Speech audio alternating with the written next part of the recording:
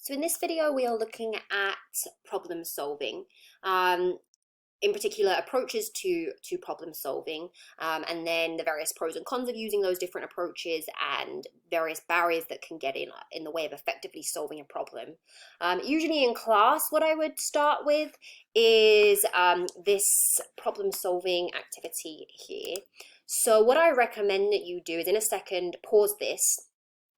And the goal here is draw all 9 dots on a piece of paper and then try to connect all 9 dots with 4 connecting straight lines without lifting your pencil from the paper. So usually I give you time to do this, I'd let you have a think about it and then come and demonstrate for me how you would solve that, and then we would talk about the various techniques that you used.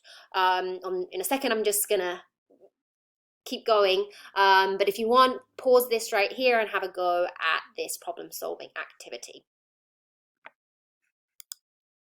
Okay, so hopefully you gave that a go, and one of the things most of you probably used is trial and error.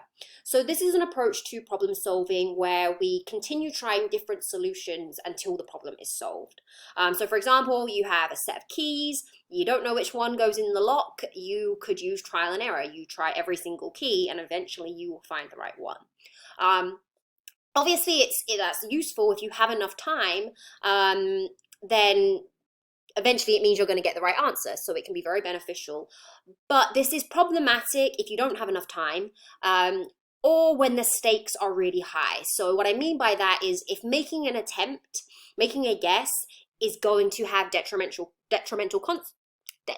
consequences, then maybe you don't want to be using trial and error. So for example, on your phone, when you have to put in your passcode, you usually get 3 attempts, and if you get that wrong on that 3rd attempt, you are going to be locked out. So in that case, maybe if you've forgotten it, maybe for the first 2 attempts you want to use trial and error, but then you're probably going to rethink before that 3rd one, because if you get it wrong, you could get locked out. Or let's say you have way too many options. So those locks where there's usually you have to find 4 different numbers that you have to enter, and each 4 of those ranging from 1 to 9. There are so many different combinations of those 4 different numbers. It would take you so long to find the correct answer to that. So that's not really going to work either. So yes, trial and error can work and can be beneficial, but not always. It's not always going to be the best approach. Another approach to problem solving, and it's not so much that it's an approach because we don't consciously do this, but it does allow us to solve problems at times, and it's insight. So insight is that aha moment where it's suddenly like a light bulb flipping on in your head and you just get the answer to something. Usually it's when we're really relaxed, like we're laying in bed, and it's as we're falling asleep or in the shower, and there's this problem we've been trying to solve, and then all of a sudden our brain, just while we're in that relaxed state, says, here you go, here's the answer. Although you might not have been working on the problem at that moment in time, if it's something you'd already been working on, you've been trying to find a solution to, your brain has continued to work on that and use the knowledge that it has to find a solution. And once it's done that, it says, there you go, here's the possible solution to this problem in that aha moment. So I have just to give you an example of this, I have a word game on my phone I like to play where it gives me a bunch of letters and I have to find the words that those letters can make. So it might tell me, there are 5 words to find, and I'll have found 4, and there'll be this one word left, and I'll have tried, at least I'll think I'll have tried all of the possible words. Usually at this point I'm using trial and error, so I'm taking the letters and I'm just trying to form as many, rearrange the letters in whichever combination I can to find the last word. And I'll keep staring and staring at them, using trial and error, trying different combinations, and I'll get to the point where I usually think that there's something wrong with the game and there aren't any more words. And then out of nowhere, I'll just get that aha moment, that, oh yeah, that's the word. How did I not possibly see that before? So that's insight. Similar to insight is intuition.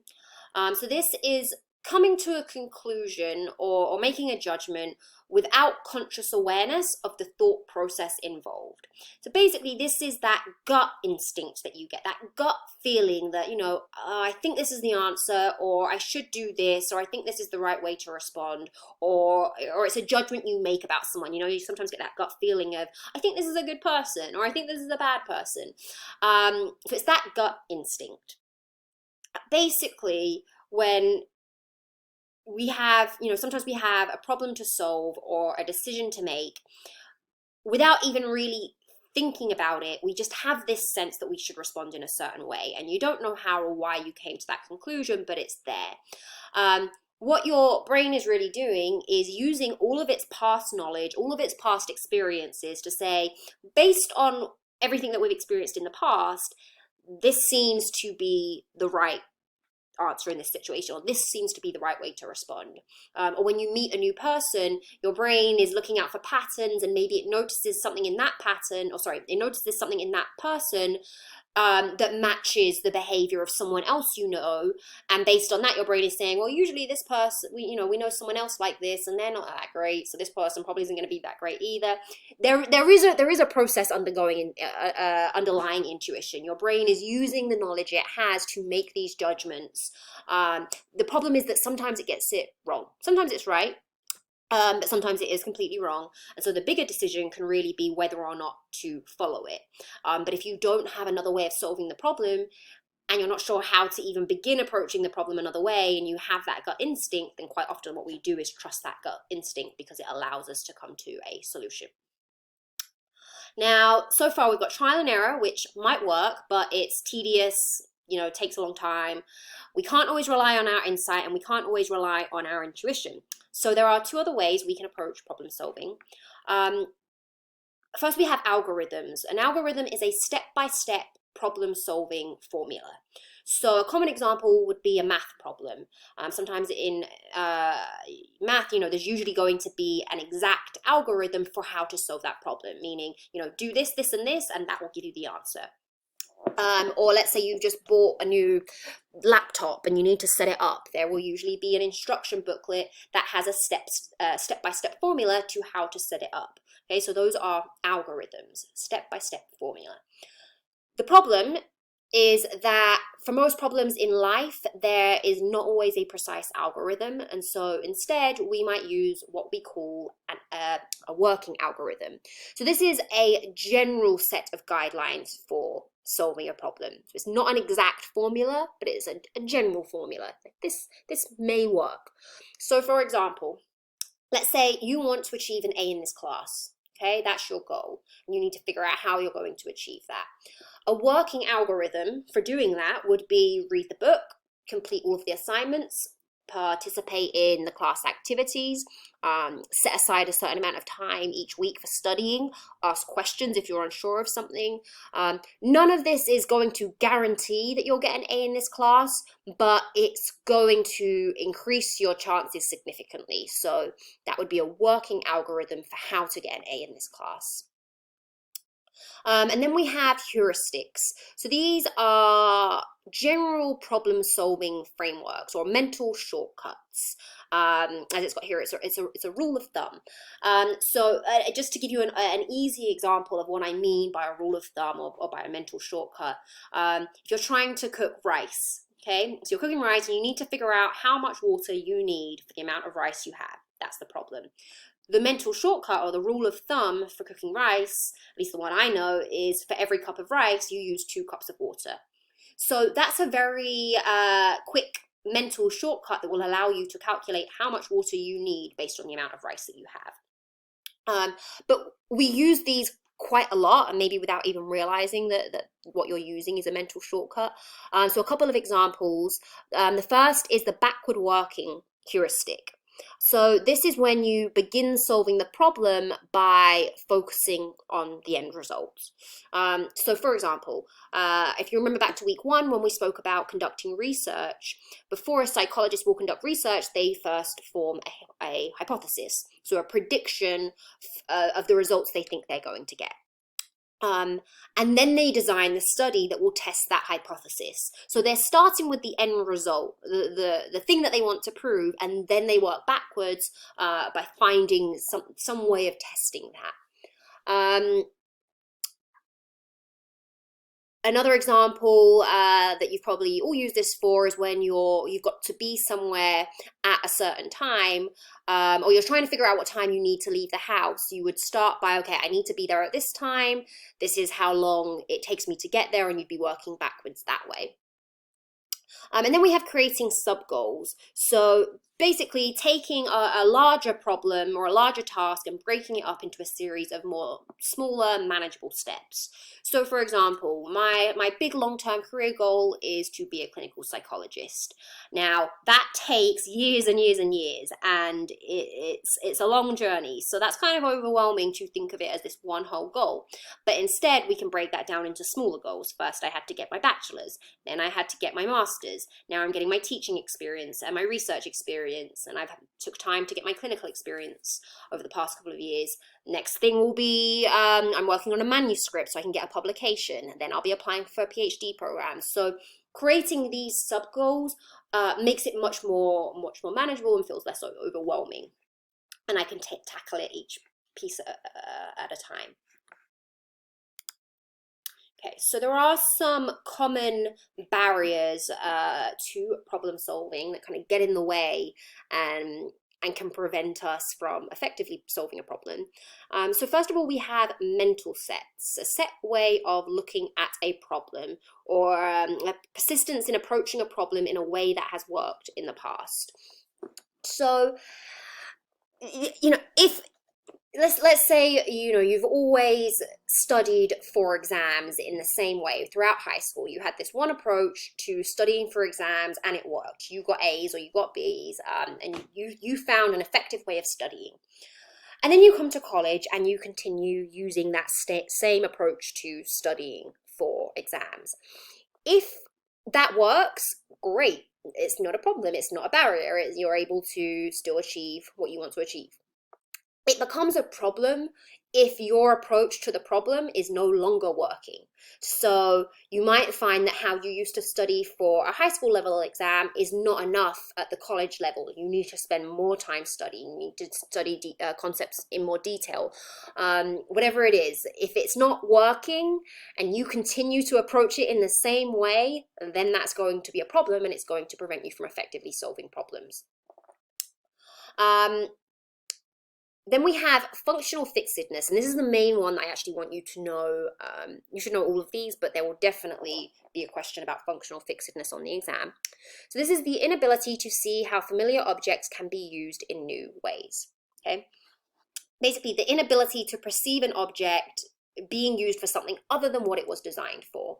So usually what I do is I present you with this scenario where you have a candle, thumbtacks, and a box of matches, and you need to find a way to mount the candle on the wall and light it. And I would ask you, what would you do? You wouldn't be able to see this. What's happening? Something's happening with my mouse. Okay, there we go. You wouldn't be able to see this. This rather. And so you would have a problem to solve, and then we talk about how you did it, and many of you may have potentially struggled with that if you were unable to see that the box of thumbtacks could be used as a shelf.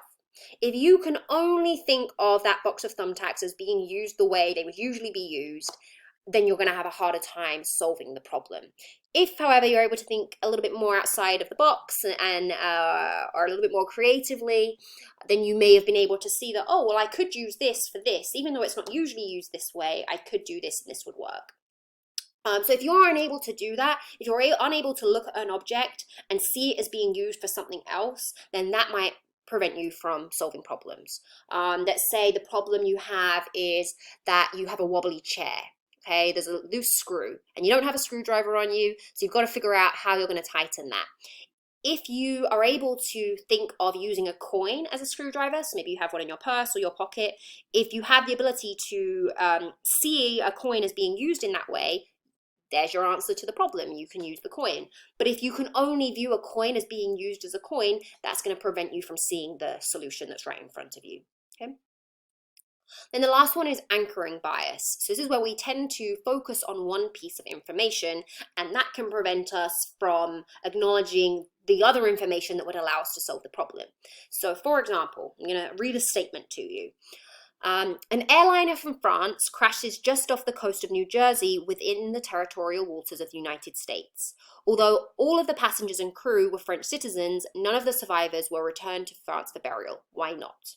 Now, usually at this point, I get a lot of blank faces staring at me, and no one is quite sure of what the answer is. And the reason is usually because you're engaging in the anchoring bias. You're focusing on certain parts of that sentence that prevent you from noticing the key part of that sentence, which is none of the survivors were returned to France for burial. So they weren't returned to France for burial because they weren't dead. Okay? But if you miss that piece because you were focusing on another piece, then you're not going to be able to answer that question as to why they weren't returned. Okay. Now, one thing that will determine kind of how easily you fall into particularly the functional fixedness trap is creativity. So the definition we have here is the ability to generate, create, or discover new ideas, solutions, and possibilities. Now, an interesting debate that's gone on for a while is whether or not creativity and intelligence are kind of tied together, or are these two distinct skills. While we might look at them as two distinct things, in reality, they very much come together. You know, creativity really does require intelligence. In order to be able to come up with these new ideas or these new solutions, these new approaches to solving a problem, you need to have some level of intelligence. So creativity is very much depending on intelligence. And having this high level of creativity can then help you overcome these problems with problem solving. You know, when we talk about functional fixedness and using these objects in new ways, you're much more likely to be able to think of unique creative ways of using something and solving a problem if you have this higher level of intelligence and creativity. Now, in order to understand differences in levels of creativity, we need to discuss divergent and convergent thinking. Because when psychologists are measuring creativity, when they're trying to assess a person's level of creativity, what they're usually measuring is divergent thinking, which is really one component that is involved in creativity. So divergent thinking, the ability to conceive of new ways of viewing situations and new uses for familiar objects. So essentially you are thinking outside of the box. You're thinking you're thinking creatively. Convergent thinking is then the attempt to narrow down a range of alternatives to converge on the one correct answer to a problem. So for example, on a multiple choice test, you are using convergent thinking. You are trying to narrow down onto one correct answer, okay?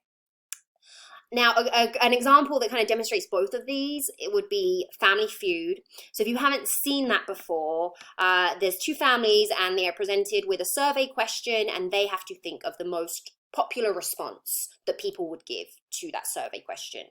Okay, so I played this when I was on a cruise ship a couple of years ago, and we played this game, and one of them was one of the questions was, what do most people forget to bring on a cruise ship?